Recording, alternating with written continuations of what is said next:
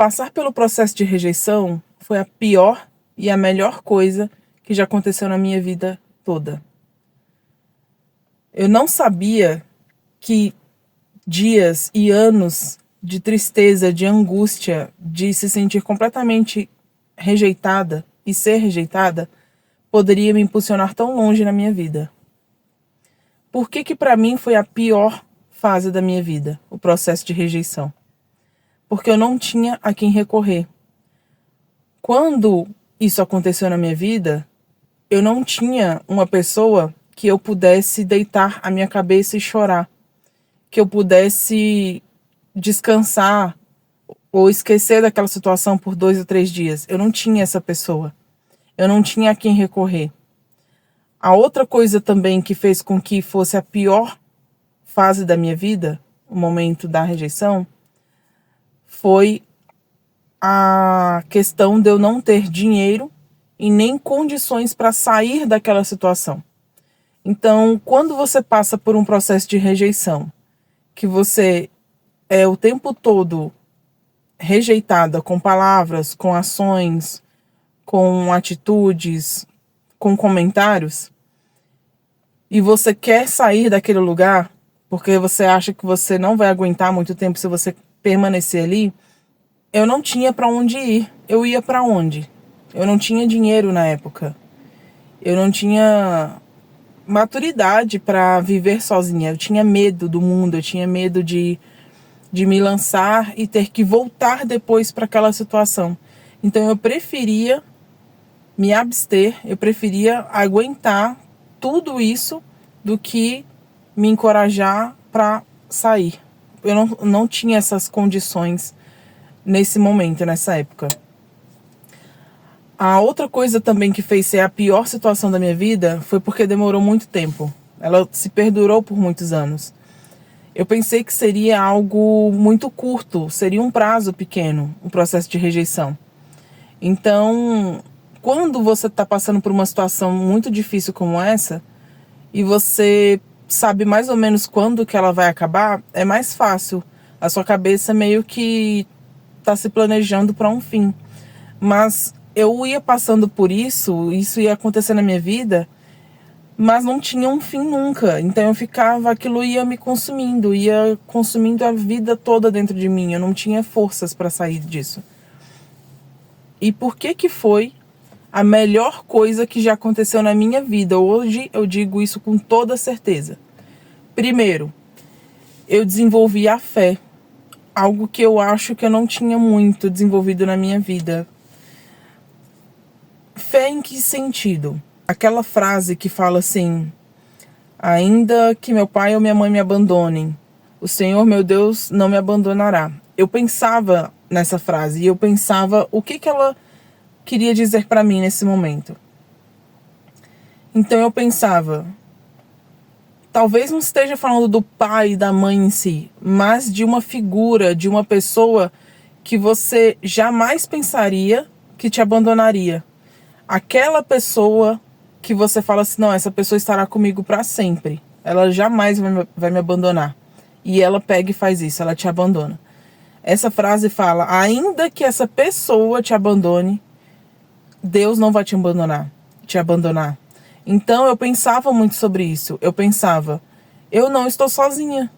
Mesmo que eu não esteja vendo, mesmo que eu não esteja tocando, eu sabia que eu não estava sozinha. E isso foi a melhor coisa que já aconteceu. Porque eu não me sinto mais sozinha. Eu posso estar sozinha, eu posso não ter ninguém ao meu redor, eu posso estar sozinha no meu trabalho, na minha família, na minha casa, com um grupo de pessoas, eu posso me sentir sozinha, mas no fundo, isso não me faz mal, eu não me sinto sozinha nunca, eu sempre me sinto acompanhada, eu sempre me sinto vista, observada. Isso veio do processo de rejeição, eu aprendi a me sentir na companhia de alguém.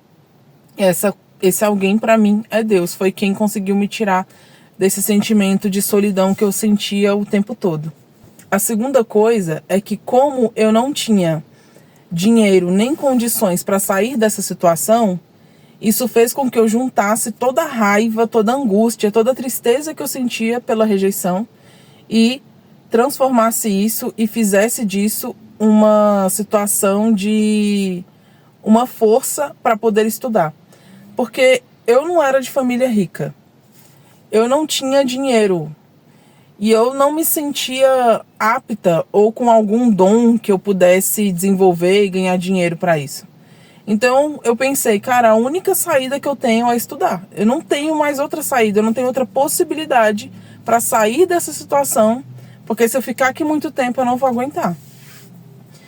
Isso fez com que eu juntasse todo o pouquinho de força que eu tinha, mas de muita raiva. Eu transformei essa raiva na vontade de estudar. Eu estudava tanto, mas tanto, que eu dormia muito tarde, era mais de meia-noite. Eu colocava o despertador para tocar às 3, 4 da manhã, eu acordava e estudava. E nessa época eu fazia 2 estágios. Só que os estágios que eu fazia não eram bem remunerados. E eu ainda tinha um outro objetivo com o meu dinheiro. Não era um objetivo, na época, de sair desse ambiente, dessa situação. Só que isso fez com que eu saísse dessa situação. Então, estudar e batalhar, lutar por aquilo que era a única coisa que poderia me tirar dessa situação, fez com que se tornasse a melhor coisa que já aconteceu na minha vida. A outra coisa que me fez ser alguém melhor e me impulsionar na vida foi justamente entender muito claro na minha cabeça que não é porque uma pessoa é seu parente ou cresceu com você que é seu amigo, que quer seu bem e que estará com você em todas as situações. Não. Depois que eu passei por isso, eu entendi. Uma coisa é uma coisa, outra coisa é outra coisa. Não é as pessoas que nasceram comigo, que estão comigo nesse momento, não significa que foi eu que escolhi. Não significa um encontro de almas, uma conexão que aconteceu e que nós escolhemos estarmos juntos. Não. A vida, a situação fez com que a gente estivesse juntos. Mas não é isso que acontece. Não estamos juntos. Parece como se fôssemos inimigos. E hoje eu me sinto muito mais madura nesse sentimento de que eu fui rejeitada, de que eu passei anos da minha vida sofrendo, chorando muito, me sentindo sozinha e abandonada. Mas essa situação me deu força mental, física, porque eu precisei me sentir forte. Eu saía para correr todos os dias nessa época, porque aí eu estudava para um concurso que também tinha uma etapa física. Então isso só trouxe benefícios para mim. Desenvolveu a minha fé, como eu falei para vocês, então eu não me sentia mais sozinha, por incrível que pareça, e hoje isso também me faz bem, porque eu não me sinto na necessidade de estar na companhia de alguém para viver algo bom, para me sentir bem. Hoje eu escolho as pessoas que estão ao meu lado e eu faço que elas se sintam bem ao meu lado. Eu enxergo o meu relacionamento com outras pessoas e até com a minha família um relacionamento não obrigatório. Tem que fazer bem para mim e tem que fazer bem para essas pessoas. Eu tenho que fazer com que essas pessoas se sintam bem ao meu lado. Se eu não fazer com que elas se sintam assim, elas não vão querer ficar ao meu lado. Só que é tão mais profundo que, às vezes, você nem vai precisar fazer nada. Só pelo fato como você é, quem você é, já vai fazer com que essas pessoas se sintam atraídas por você. Se sintam atraídas de forma não sexual, mas de uma forma emocional, mental. Elas vão querer estar perto de você, porque você atrai essas coisas, atrai essas pessoas. Se esse vídeo fez sentido para você, se você gostou, se inscreve e curta o canal e até o próximo vídeo.